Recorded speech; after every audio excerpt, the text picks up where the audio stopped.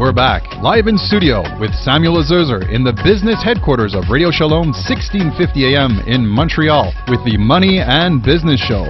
You have questions about your personal finances? You need advice in making sound financial decisions? Samuel and his guests are ready to take your call at 514-738-4100, extension 200. And now, back to the Money and Business Show.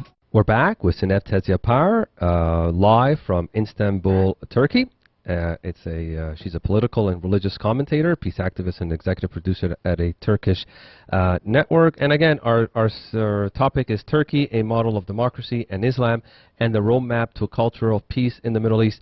Zeynep, I know you write blogs out there, but what is your website so people can, look you up, and not only that, but also read what you write? Thank you. My articles and generally my activities they can be followed via Facebook and Twitter accounts, which they can find in my website as well. It is www.sinemtezyapar.com.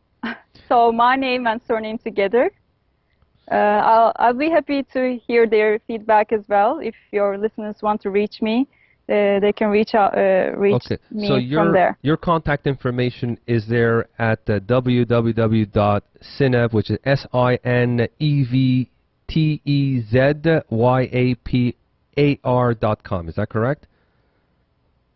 Nearly. SINEM, my name. Okay. TEZYAPAR, right. My surname. That's right. So sorry, it's Sinem. Sorry, SINEMTEZ. Okay, YAPAR. Is that it? Yes, correct. Okay, Thank great. So if you have any questions, please email her. But Sinev, we're almost done here. We have maybe a few minutes left or whatever. But I have a few more questions. Sinev, is Turkey the best example of how Islam and democracy can coexist? Yes, definitely, Sam. The democratic secular nature of my country helps to avoid the hypocrisy in the name of religion as well. This is very important because when people are forced to live in a certain way, rather than making their own decisions by their own free will, this leads to hypocrisy. But in my country, I live by my religion with my own free will in the most beautiful form. I interfere in no one's affair, and no one can interfere in mine. So democracy is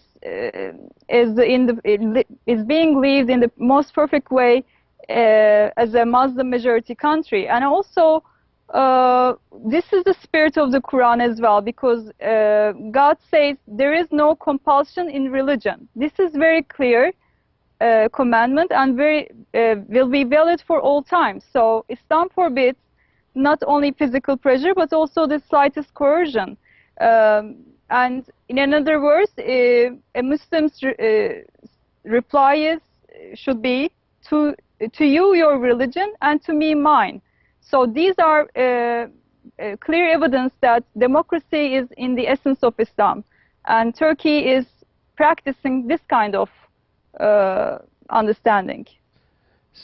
So they can coexist, Islam and democracy, because some of the countries like Iran or Saudi Arabia or Pakistan, they should follow the Turkish model so that they can succeed, and the people can, have good jobs, and unemployment will decrease, and also there'll be peace in that region instead of like having nuclear weapons and buying arms. They can actually educate and use that money for other purpose. But Sinem, it is a sad fact that there has been so much misunderstanding and suspicion between the Jewish and Muslims so many years, I would say. In fact, there are several common factors that should have served as basis for both communities to have cordial relations. Through the reality of the ground, well, it's unfortunately different. The most important belief that should bind, actually, us, the Jewish people and the Muslims together as brothers, is the faith of one God, Hashem, one God in the universe. Both Jews and Arabs also have, the fathers of Abraham. So we have Ishmael and Isaac. Why do Muslims fear the the Jewish people, and can Muslim and Jews coexist in this world? First, yes, indeed, we have so much in common when compared to our differences. Actually, that I began studying Torah and the other Judaic scriptures for this reason, to find out our common beliefs. We have another website. Who did you study with? I had the privilege to study with some rabbis. Wow. Okay. So, from Israel or Turkey or Israel. From Israel. Ah. Many of them were helping me during my studies. Wow, that's good to hear. Okay, yes, so go on. Okay. And as you stated, Jews and Muslims believe in one God. This is very, very essential pillar for Islam and Judaism. We also both believe in the same prophets. We believe in the hereafter. We share the same virtues like honesty, compassion, humility, mercy, self-sacrifice, and so on. And to answer your question regarding if Muslims and Jews can coexist, yes, a full yes again. Muslims can live in harmony with Jews, and Muslims are not at war with Jews. We have to make this clear.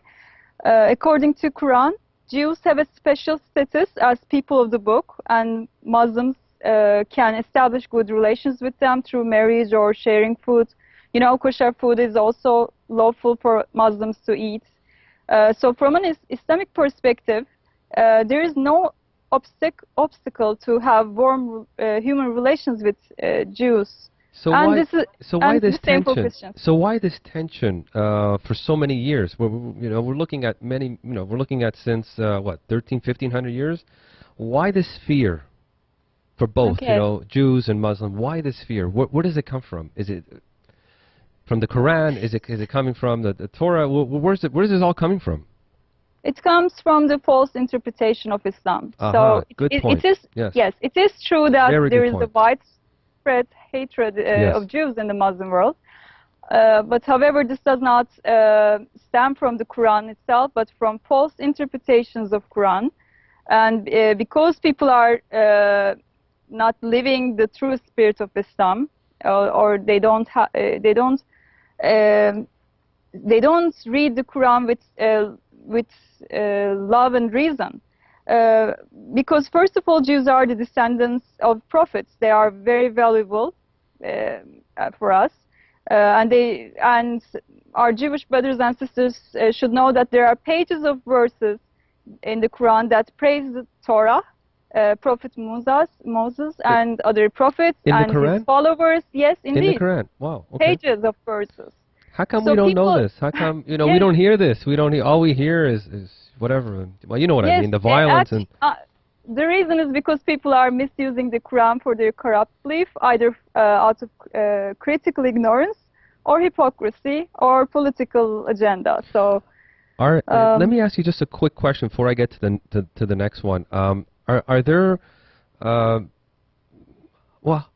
many types of Quran? I mean, is just one Quran, or there are different types of Qurans people read, or are there? I mean, we have one Torah. That's it. We just have one Torah. We have one. Yes, we have one Quran.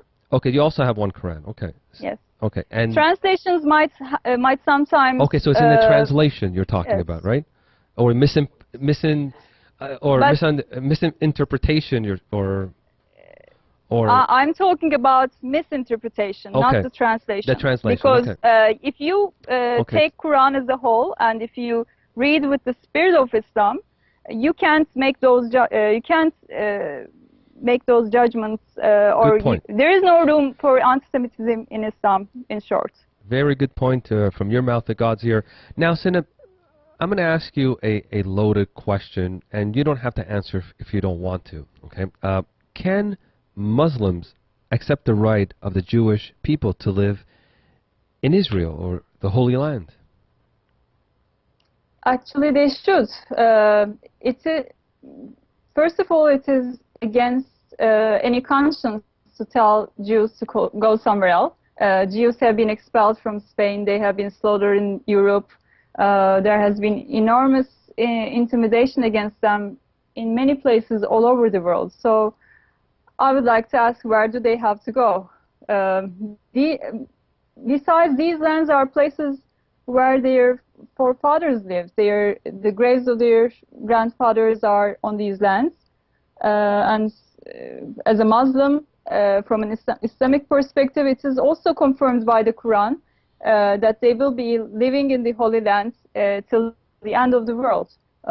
In one verse from the Quran, God says, and thereafter we said to the children of Israel, dwell securely in the promised land. So this is a verse from the Quran.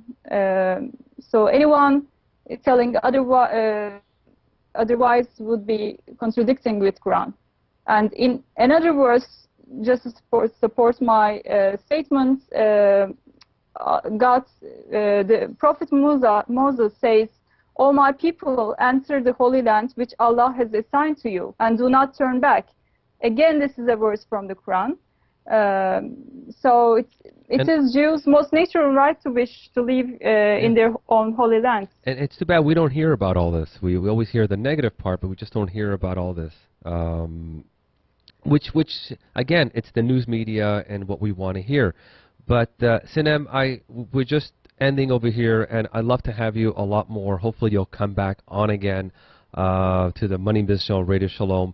It's been great to have you. A lot of information, and thank you very much. And I know it's late; it's about midnight in Turkey. So I want to thank you again for joining us live from Istanbul, Turkey. Thank you. Thank you, Sam, to you for this opportunity. And with this occasion, I also want to reach out to Canada and all your listeners and say that in Turkey, we are doing everything we can to fight against terrorism, radicalism, anti-Semitism, and also bigotry and hatred, not just in Turkey, but in the whole region. We are using our intellectual means, which is the most powerful weapon that you can use against a false belief. So keep your prayers for our success. Thank you, Sinem. And that was Sinem Tezyapar, live from Istanbul, Turkey, as a political and religious commentator, peace activist, and executive producer at a Turkish TV network. Again, my name is Samuel Izerzer for the Money Business Show, Radio Shalom, CJRS 1650 AM in Montreal. Happy capitalism. God bless you all. Shalom AM, money and business. Samuel Izerzer, let's get 'em. Haha, oh. It won't be long before that money hits you. You reach a certain point where the money is an issue. Tax cut, inflations, learn about investment. Shoot another perfect show that can help them. Shalom AM, I'll be tuning in live. Samuel Izerzer, got the advice for you and I. Kick your feet up, listen to the speaker. Got questions, no sweat, take that number. It's real easy, it's 514-738-4100. Get connected, hit that extension, it's 200. Money and business, that's what I'm talking about. Money, money, money and business. Opinions stated by various contributors to the Money Business Show and related programs are not to be considered as endorsed by Radio Shalom, its employees. Visitors to this program are urged to use their own discernment to draw their own conclusions. Please read your prospectus and consult with your own investment advisor.